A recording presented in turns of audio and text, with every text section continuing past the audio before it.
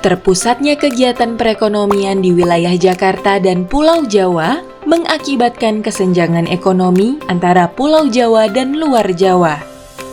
Selain itu, berbagai kajian juga menyimpulkan bahwa beban Jakarta sudah terlalu berat sebagai ibu kota negara, mengingat pesatnya pertambahan penduduk yang tidak terkendali, penurunan kondisi dan fungsi lingkungan, dan tingkat kenyamanan hidup yang semakin menurun.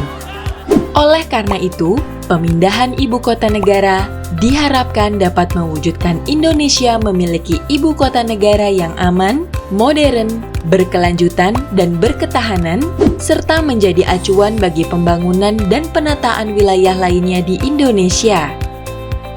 Dengan diterbitkannya Undang-Undang Nomor 3 Tahun 2022 tentang Ibu Kota Negara, pemerintah telah menetapkan pemindahan ibu kota negara di kawasan Kalimantan Timur dalam rangka mewujudkan visi Indonesia Emas pada tahun 2045.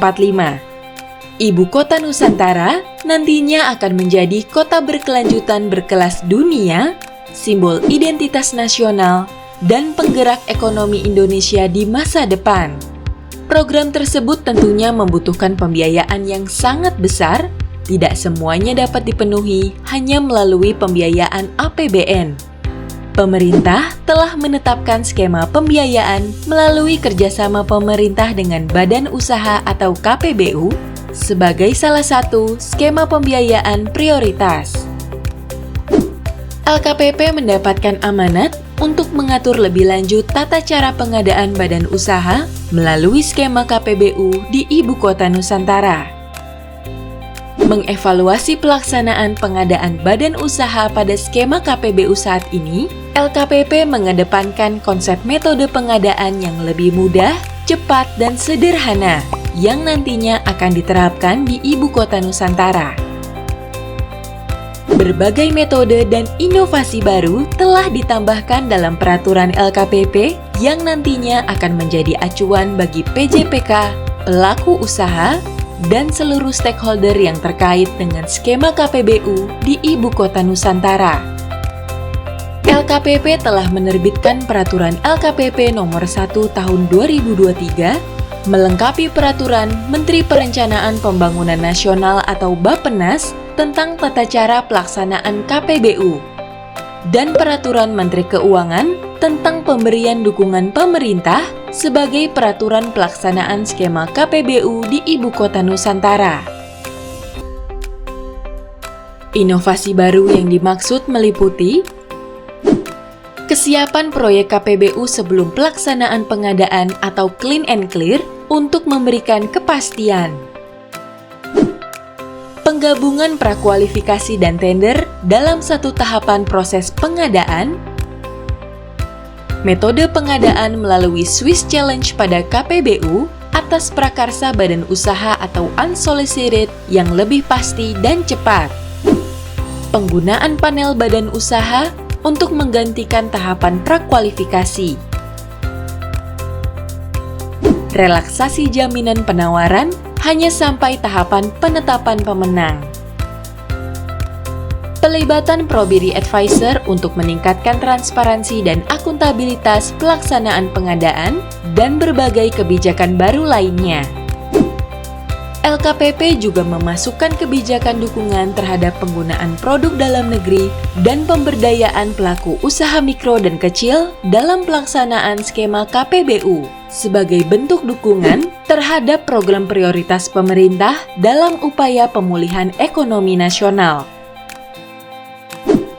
Dalam memberikan kemudahan bagi pengguna peraturan, baik dari unsur PJPK, badan usaha, maupun para pemangku kepentingan yang lainnya, LKPP akan melengkapi peraturan dengan model dokumen pengadaan sebagai referensi, baik dalam penyusunan dokumen pengadaan maupun dalam pelaksanaan pengadaan secara lebih detail. Pengguna nantinya dapat melengkapi atau mengubah dokumen disesuaikan dengan kebutuhan dan karakteristik dari proyek KPBU yang akan ditransaksikan.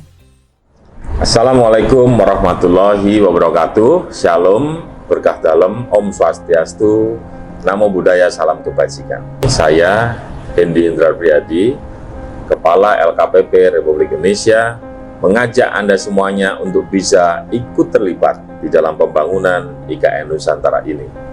Salah satunya melalui skema kerjasama pemerintah dengan badan usaha atau KPBU yang diharapkan dapat terus mendorong kontribusi swasta di dalam pembangunan IKN Nusantara hingga mencapai 80% dari total rencana pembangunan.